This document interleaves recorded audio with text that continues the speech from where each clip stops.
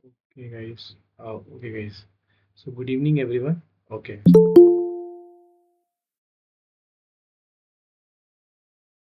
Okay. Okay. Good evening, everyone. I'm just sharing my screen so that आज हम लोग अपना first class AI for everyone का start करेंगे और मैं आपको रिकॉर्डिंग्स भी शेयर कर दूंगा. Hey hi Vikas. Let me share my screen guys. So guys, सबसे पहले मैं बता दूं कि एग्जैक्टली ये हम 3 महीने का कोर्स करने वाले हैं. हमारे पहले आज के दिन में मैं आपको एग्जैक्टली बताने वाला हूँ कि हम लोग x let me just in one more person. Okay. So guys, आज के क्लास में हम लोग समझने वाले कि एग्जैक्टली हम लोग क्या सीखने वाले हैं एआई फॉर एवरीवन में. सो फर्स्ट ऑफ ऑल मैं बता दूं आज का जो एजेंडा है वो क्या है. आज का जो एजेंडा है वो है कि एग्जैक्टली हम ये 3 महीने की कोर्स में एग्जैक्टली हम क्या सीखने वाले हैं. और एक्चुअली जैसा कि आपको पता है कि एआई बहुत जगह अभी मार्केट में ट्रेंड है और एआई किस तरीके से मार्केट में किस तरीके से डिमांड है. तो हर स्कूल, हर कॉलेज, इवन हर कंपनीज में जिनको एआई आता है उनको एग्जैक्टली बहुत ज़्यादा डिमांड में है.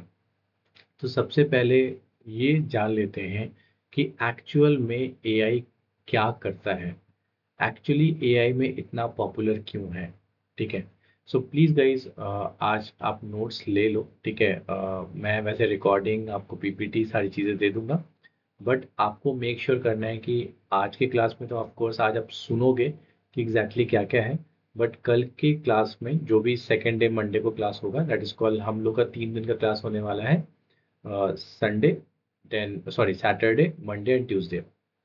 सो गाइज, मंडे को जो क्लास होगी उसमें मेरे कुछ सवाल होंगे जो आपको जवाब देने पड़ेंगे. ठीक है, ताकि हमें पता लगता रहे कि आप अच्छे से लर्निंग कर रहे हो. ठीक है. सो बेसिकली इस कोर्स में जानना बहुत ज़रूरी है गाइस कि एक्चुअली में एआई करता क्या है और इतना पॉपुलर क्यों है. सो कोई बताना चाहेगा कि एआई इतना पॉपुलर क्यों है और एआई ऐसा क्या कर रहा है जो हर सेक्टर में, चाहे वो स्कूल हो, कॉलेज हो, प्रोफेशनल वर्ल्ड हो, वो एआई इतना पॉपुलर है. कोई बताएगा यहाँ पर जितने भी लोग हैं? एनीवन? Hello hello hello. और बिकॉज आप मल्टीपल डिवाइसेस से हो, एक या तो डिवाइस. अच्छा, मैं रिमूव कर देता हूँ, रुक जाओ.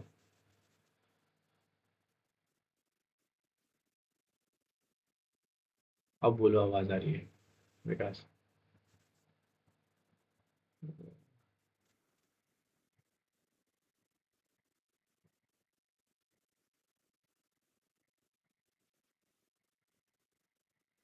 ओके गाइस, ठीक है.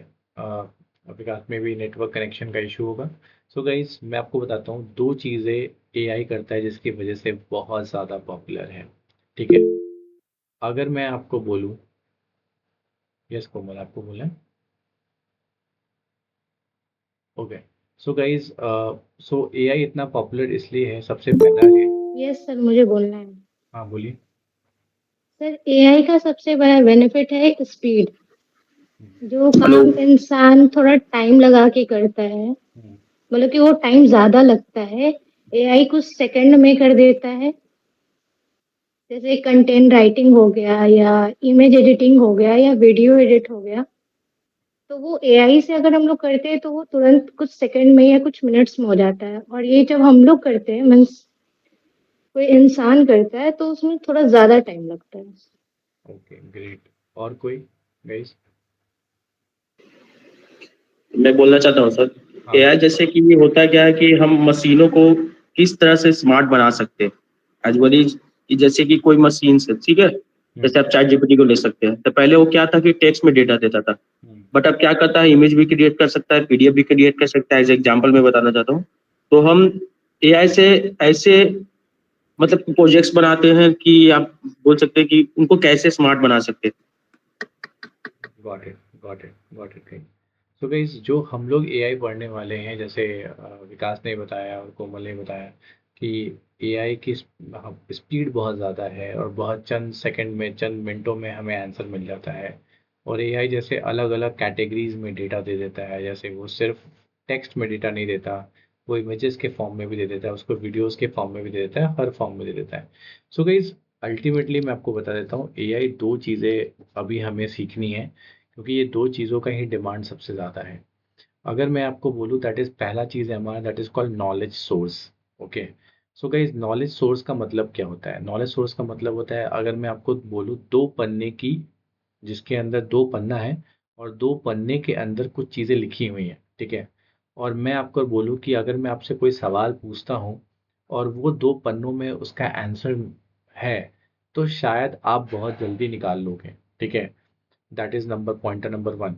अगर मैं ये दो पन्नों में जो आंसर छुपा हुआ है 2 करोड़ पन्नों में डाल दूं, तो क्या आप उसी स्पीड से, जिस तरीके से दो पन्नों में आंसर लिखा हुआ था, उसी तरीके से अब दो पन्नों की जगह 2 करोड़ पन्ने हो गए हैं, तो क्या आप आंसर निकाल पाओगे एक्यूरेटली?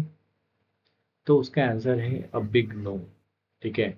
आप नहीं निकाल पाओगे। तो सबसे पहला जो हमारा सवाल है कि एआई इतना पॉपुलर क्यों है, क्योंकि नॉलेज सोर्स, तो जितना बड़ा नॉलेज सोर्स होगा, जैसे फॉर एग्जांपल एक बड़ा कॉलेज, एक बड़ा स्कूल, ठीक है? अगर मैं किसी स्कूल की बात करूं, सो फर्स्ट से लेकर 10th तक की क्लासेस होती हैं, उनके स्टूडेंट्स का डेटा है, उनके यूनिफॉर्म का डेटा है, उनके क्लास का डेटा है, उनके एग्जामिनेशन का डेटा है, पेरेंट्स जो फीस दे रहे हैं उसका डेटा है, स्कूल अपने एम्प्लॉयज़ को सैलरी दे रहा है उसका डेटा है, ना जाने कितने रजिस्टर्स होंगे।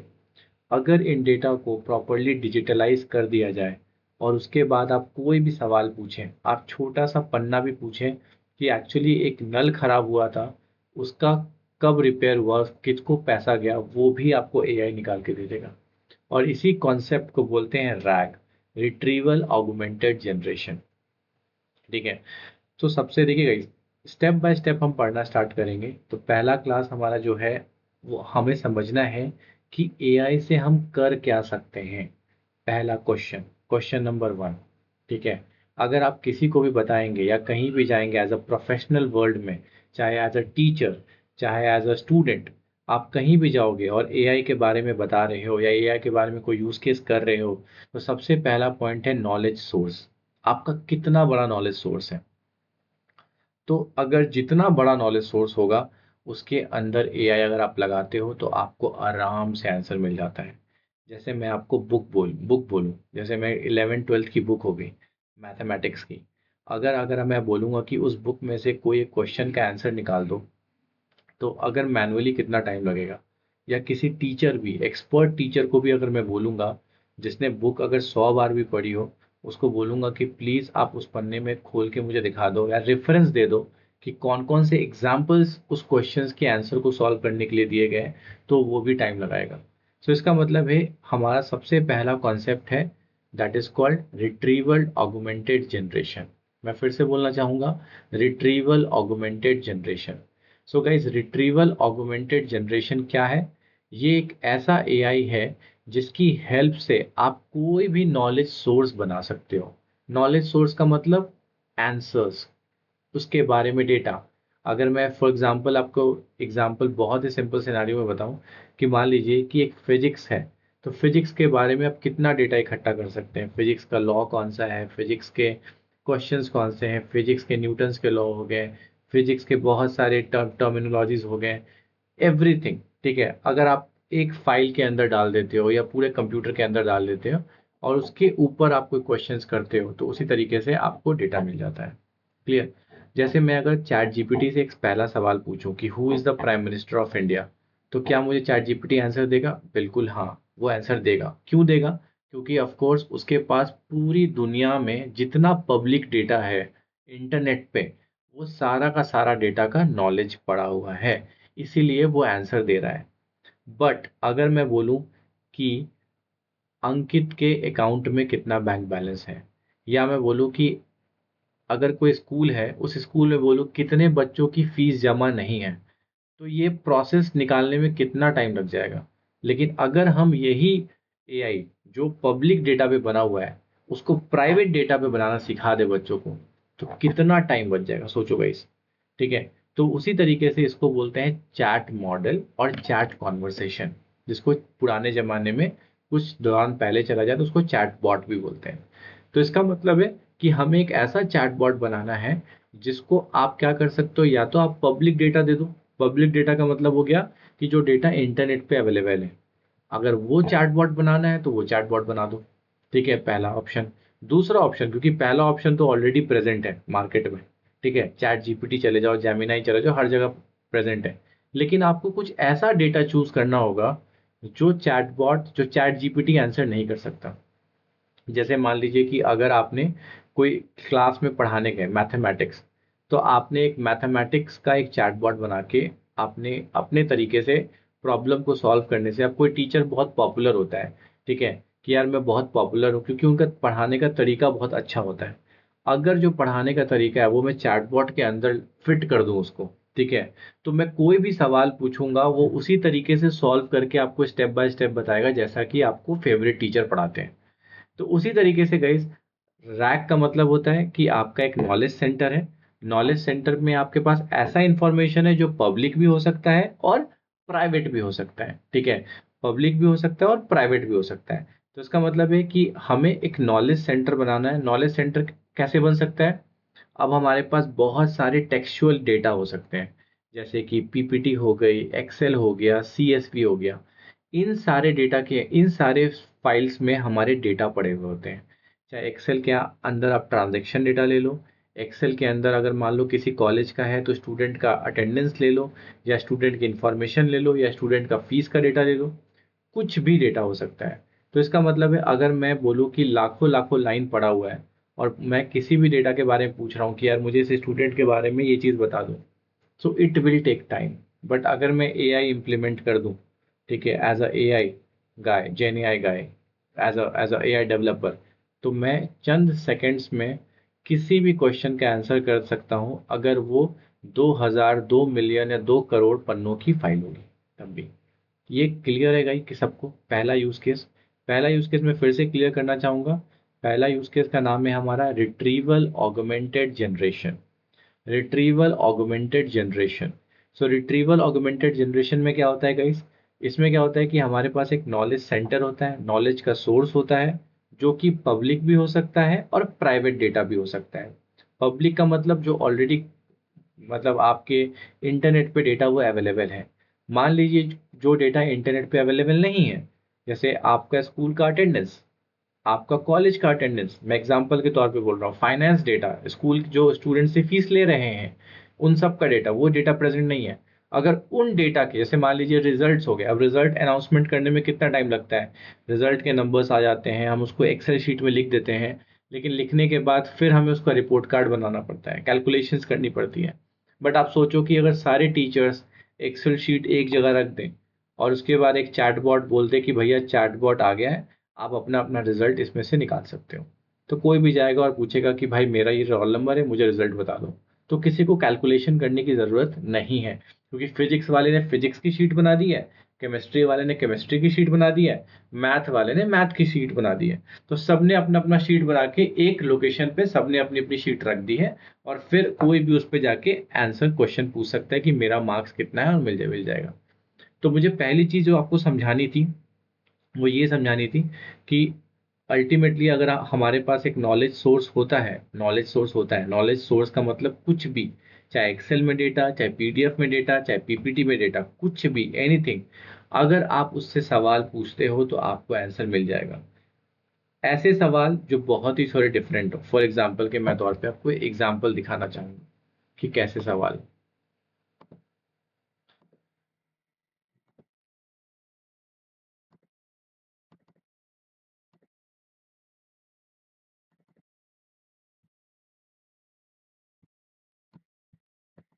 सो गाइज यहाँ पर आपको दिख रहा है, यहाँ पर मैंने बहुत छोटा सा डेटा लिया है ताकि आप समझ पाओ, ठीक है। यहाँ पर आप देख सकते हो कि सबसे पहले कॉलम में आपको नेम है, दूसरे कॉलम में रोल नंबर है, तीसरे में कोर्स है, मैथ्स है, साइंस है, इंग्लिश है, टोटल है। अभी मैं आप सबसे एक सवाल पूछना चाहता हूँ कि अगर इस डेटा को आप देख रहे हो तो आप एआई से क्या क्या क्वेश्चन पूछ सकते हो? एक एक करके बताऊंगा, बताएंगे आप लोग? आप क्या क्वेश्चन पूछेंगे इस डेटा को देख के?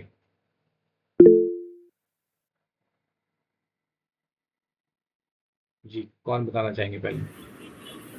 बेसिकली सर हम सर कहते हैं कि बीसीए का जो अमन कुमार है, उसके साइंस में कितने मार्क्स आए हैं, इंग्लिश में पहला क्वेश्चन हो सकता है, दूसरा क्वेश्चन हो सकता है साइंस में कितने मार्क्स आए हैं, तीसरा क्वेश्चन हो सकता है मैथ्स में क्या है, और मतलब कि उसने जो कोर्सेज किए हैं तीनों कोर्सेज का उसका टोटल मार्क्स कितना है, ये भी क्वेश्चन हो सकता है। बिल्कुल, बहुत बढ़िया। और कोई इसके अलावा?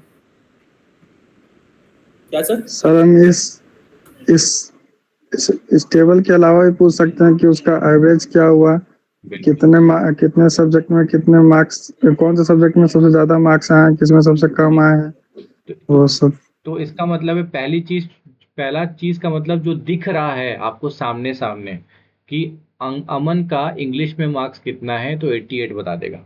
तो पहला समझ में आया। डेटा का मतलब है कि डेटा में जो हू बहू डेटा पड़ा हुआ है वो तो बता सकता है, पहली चीज। दूसरा, कैलकुलेशन भी कर सकता है।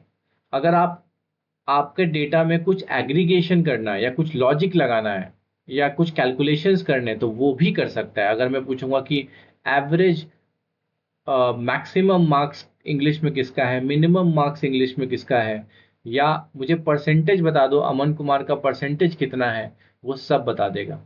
तो एक तो रही हमारी बात कि जो डेटा आपके सामने रखा गया है वो डेटा में से मैं एग्जैक्ट डेटा कैसे निकाल पाऊँ, पहला पॉइंट। दूसरा पॉइंट, अगर मुझे कुछ कैलकुलेशंस करने हैं, कुछ एग्रीगेशंस करने हैं, कुछ लॉजिक लगाना है, तो वो दूसरा क्वेश्चन। और तीसरा क्वेश्चन आप बताएं और क्या पूछ सकते हैं मुझसे?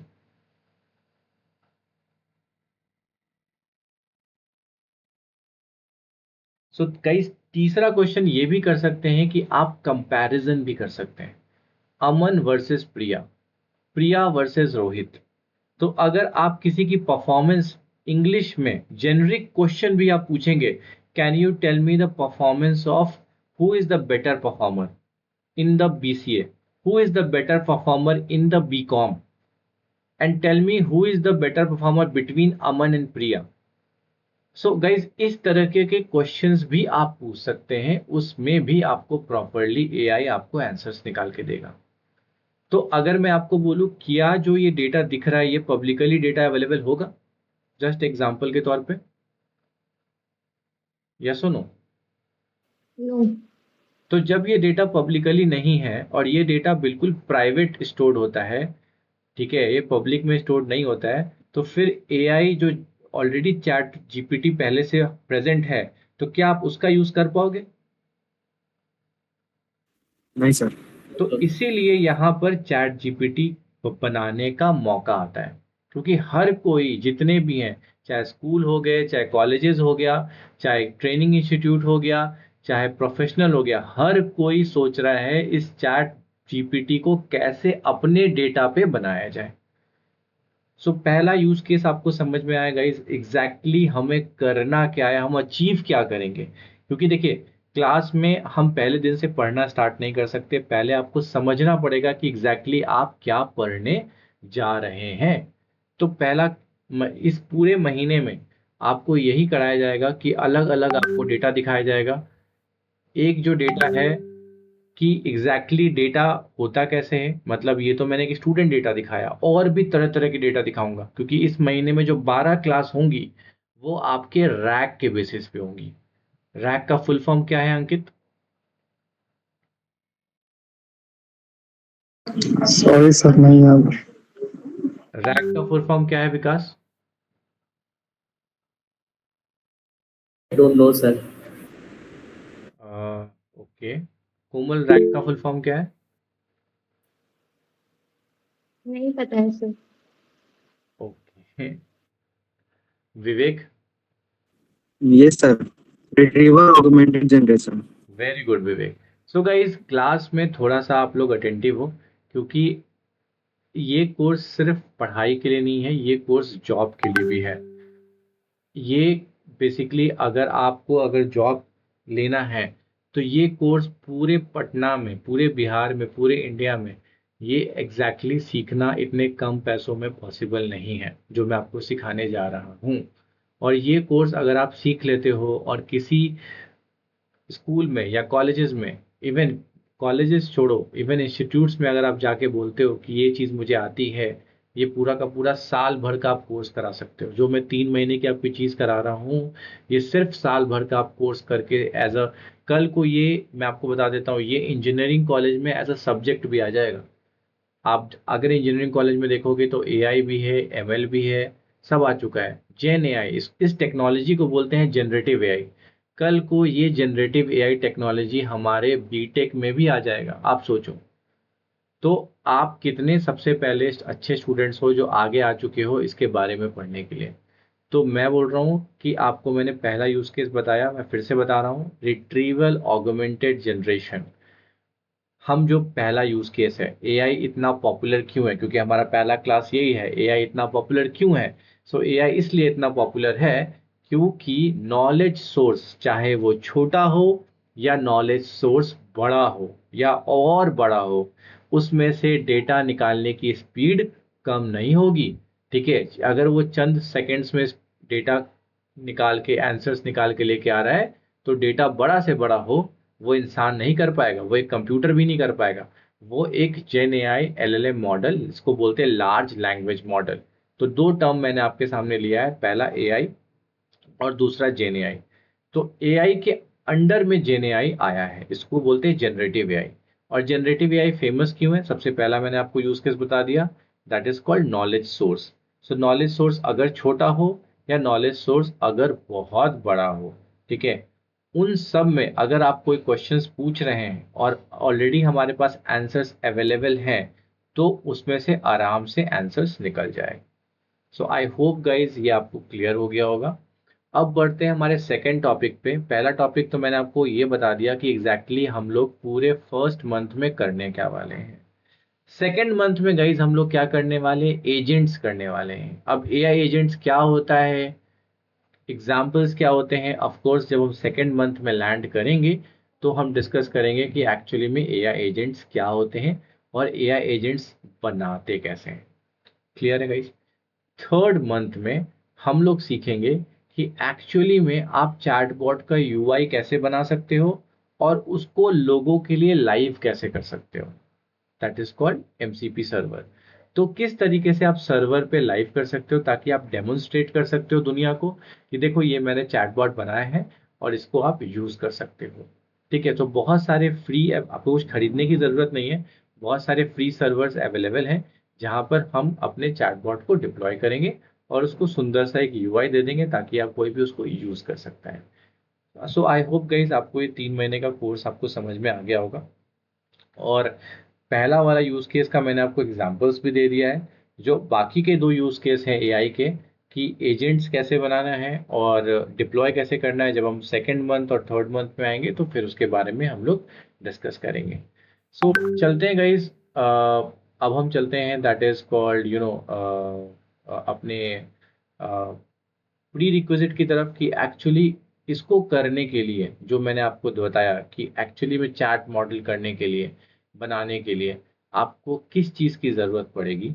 तो गाइज आपको सबसे पहले मैंने आपको जहाँ दिखा रहा था, तो यहाँ पर आपको बेसिकली एक जुपिटर नोटबुक ओपन कर लेना है।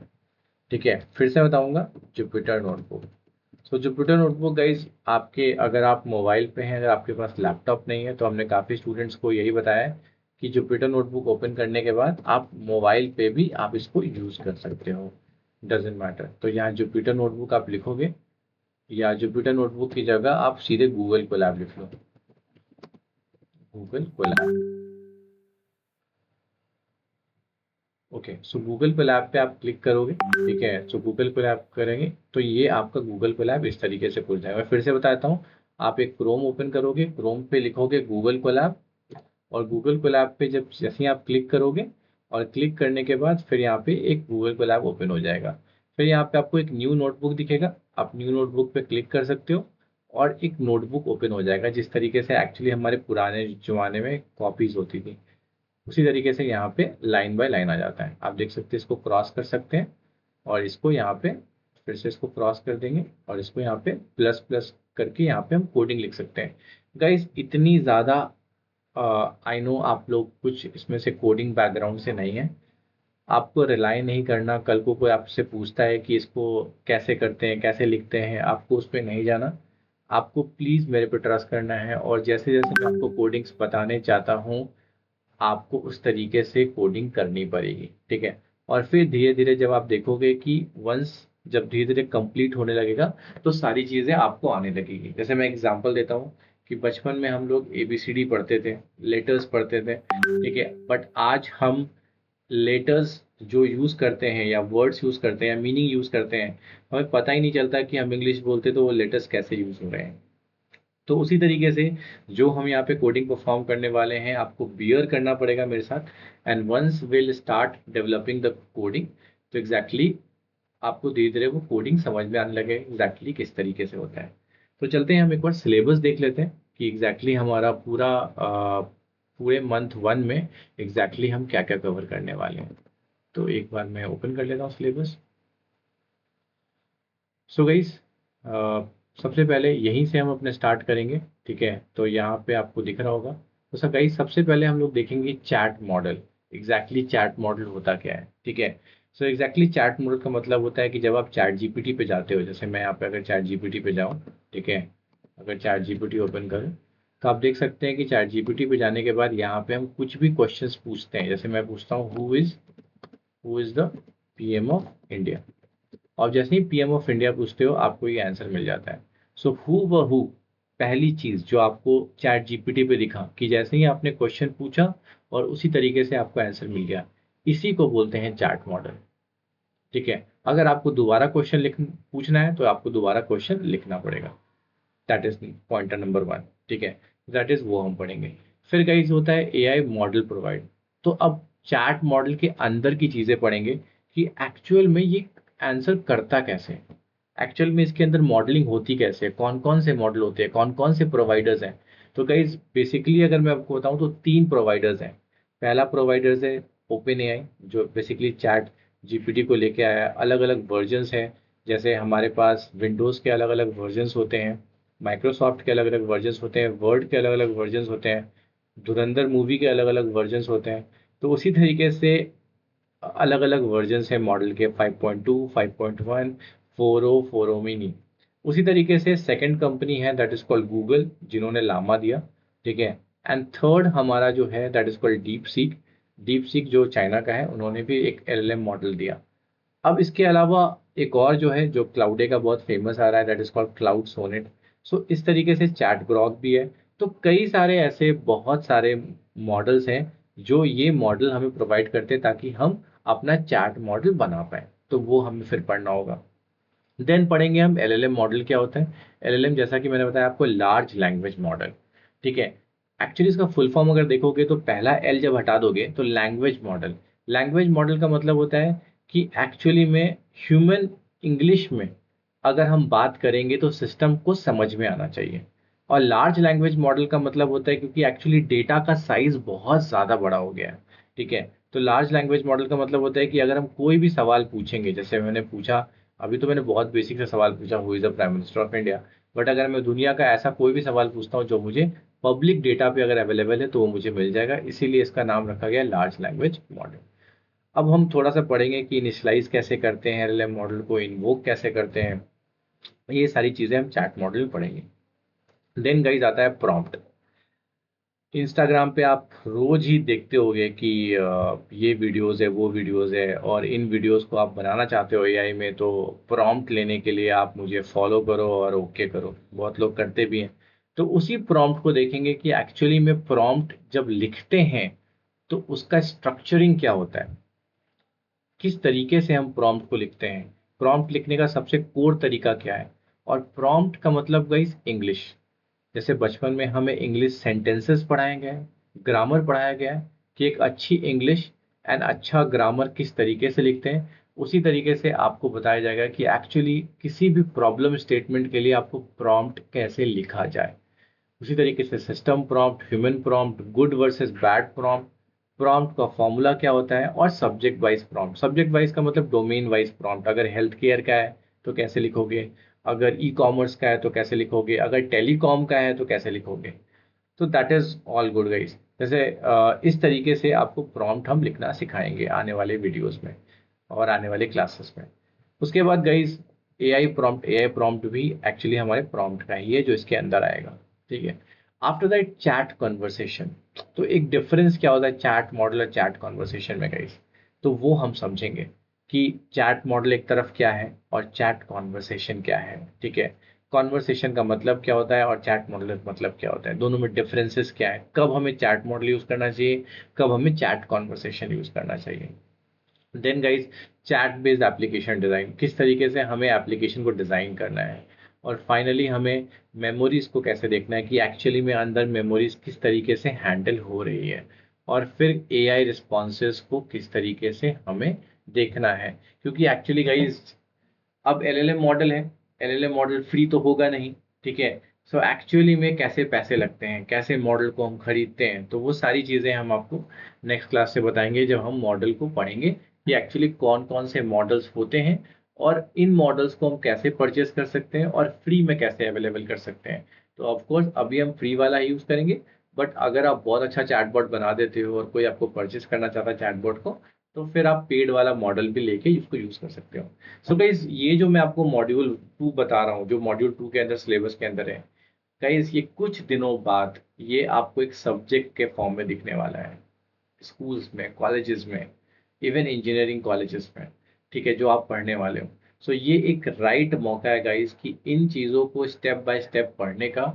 और चाहे वो स्कूल हो, चाहे वो कॉलेजेस हो, अगर आप अपनी पूरी प्रोफाइल बना के जाते हो कि सर हमें ये टॉपिक पढ़ाना आता है और ये पूरा साल भर का पूरा सिलेबस है, और अगर आपको ये टॉपिक पढ़ के एप्लीकेशंस बनाना आ गया, किस तरीके से एप्लीकेशन डिज़ाइन करते हैं, तो साथ ही साथ आप किसी स्कूल में भी प्लेस हो सकते हो, किसी कॉलेज में भी प्लेस हो सकते हो, और साथ ही साथ आप किसी अल्टीमेटली किसी कंपनी में भी प्लेस हो सकते हो जहाँ पर आप चैट मॉडल डिज़ाइन कर सकते हो।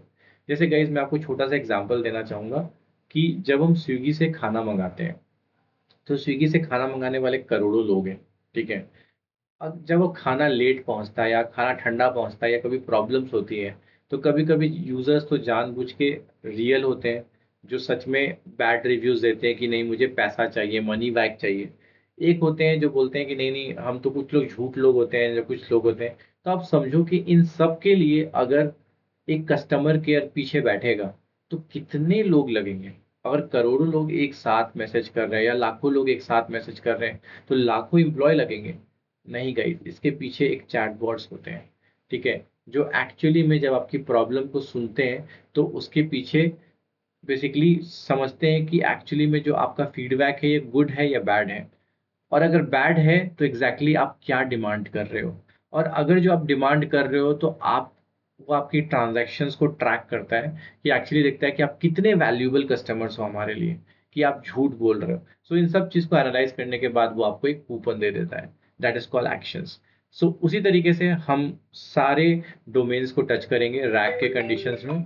हम ये भी देखेंगे कि एग्जैक्टली और टेलीकॉम में रैक कैसे काम कर रहा है, स्टूडेंट में रैक कैसे काम कर रहा है, हेल्थ केयर में रैक कैसे काम कर रहा है। जितने डोमेन्स होते हैं हर डोमेन्स का एक चैटबॉट्स बनाएंगे और चीज़ें देखेंगे। सो मैं गाइस सो आप लोगों को समझ में आ गया होगा कि हमारे पहले मंथ का टारगेट क्या है। तो मैं फिर से पूछना चाहूँगा कि अंकित से, तो हमारे पहले मंथ का टारगेट क्या है अंकित, कौन सा कॉन्सेप्ट हम एआई का पढ़ने वाले हैं? सर सबसे पहले हम लोग रैक के बारे में पढ़ेंगे, बिल्कुल, बस डाटा को समझना। वही जानना है, rag, the concept is rag, ठीक है। सो गाइज हम लोग रैग के बारे में पढ़ने वाले हैं। तो जो मैं आपको सिलेबस शेयर करूंगा मॉड्यूल 2 और मॉड्यूल 3, ये दोनों ही हमें बेसिकली हमें रैग के बारे में बताएगा। ये रैग का प्री रिक्विजिट है, ये चीज़ें आपको आनी चाहिए तभी आप रैग की तरफ पहुंच सकते हो। आप देख सकते हैं रैग में पीडीएफ हो, टेक्स्ट हो, डेटाबेस हो, कहीं भी डेटा हो, दुनिया के किसी भी कोने में डेटा हो, आप उस पर कोई भी क्वेरी आप परफॉर्म कर सकते हो और आपको आपके मन पसंद आपको आंसर्स मिलेंगे और यू विल सरप्राइज। हे, जैसे मैं आपको बोलता हूँ कि अगर मैं डायरेक्टर बन जाऊँ किसी कॉलेज का, शायद बन जाऊँ आगे जाके, तो एक्चुअली में मुझे बैठे बैठे मैं क्या करूँगा, अगर मैं एक चैटबॉट ले लूँ और पूछूं कि कौन कौन से टीचर्स आज अवेलेबल थे, परफेक्ट, मैं अटेंडेंस देख सकता हूँ। अब मैं देखूंगा कि कौन कौन से स्टूडेंट्स परसेंटेज वाइज कौन कौन सी क्लास में सबसे ज़्यादा प्रेजेंट थे, तो मुझे पता लग जाएगा कौन सी क्लास सबसे ज़्यादा अच्छे चल रहे हैं अटेंडेंस के मामले में। उसी तरीके से मैं एग्ज़ाम्स के बारे में जान सकता हूँ। तो सोचो, अगर आप किसी स्कूल में, कॉलेजेस में अगर जाओ एज अ एआई एजेंट बन के और बोलो कि सर आपकी चंद प्रॉब्लम्स को, सॉल्यूशंस को मैं आपकी सॉल्यूशंस को एक तरफा मैं कर दूंगा, और जितनी क्वेरीज हैं जो डायरेक्टर लेवल, जो डिसीजन लेवल पर्सन्स होते हैं, आप तुरंत उन तक उनका आंसर्स पहुंचा पाओगे, उनको पूरा रिक्वेस्ट नहीं करना पड़ेगा, सारा डेटा देखना नहीं पड़ेगा। तो ये सबसे बड़ा प्रॉब्लम स्टेटमेंट है जो कईयों के प्रॉब्लम मिनटों में सॉल्व कर सकता है, जो कि हम लोग इस पूरे 1 मंथ में देखेंगे। दैट इज हमारा बेनिफिट है। सो होप यू गाइज आपको फर्स्ट डे समझ में आया होगा, क्योंकि हमारा पहला दिन का जो क्लास था एग्जैक्टली हम लोग क्या परफॉर्म करने वाले हैं फर्स्ट मंथ, और किसकी हेल्प से करने वाले, कहाँ पर हम कोडिंग करेंगे, that is called Google Colab. कोई डाउट है गाइस आप लोगों को किसी चीज़ का? तो मैं आपको ये नो सर। सिलेबस आपको शेयर कर दूंगा, जिसमें आपको मॉड्यूल नंबर 2 और मॉड्यूल नंबर 3 आपको पूरे मंथ पढ़ाया जाएगा, और कौन कौन से दिन क्या क्या टॉपिक होगा वो मैं आपको डिस्क्रिप्शन में सारा दे दूंगा। और ये क्लास की रिकॉर्डिंग हो गई है जो मेरे साथ है, मैं आपको ये रिकॉर्डिंग्स भी शेयर कर दूंगा, डैशबोर्ड भी शेयर कर दूंगा, ताकि आपको पीपीटीज और डेटा आपको टाइम टू टाइम चीज़ें मिलते रहे। और डेली बेसिस पे हर हफ्ते जब कंप्लीट हो जाएगा तो आपको एक सेट ऑफ टास्क मिलेगा, वो टास्क को परफॉर्म करके आपको संडे को भेजना है, ठीक है, ताकि आपको उसी हिसाब से आपको सर्टिफिकेशन मिलेगा कि आपकी ग्रेडिंग होगी। So thank you guys and have a nice day and see you in the next class on the Monday. Thank you so much guys. Thank you sir.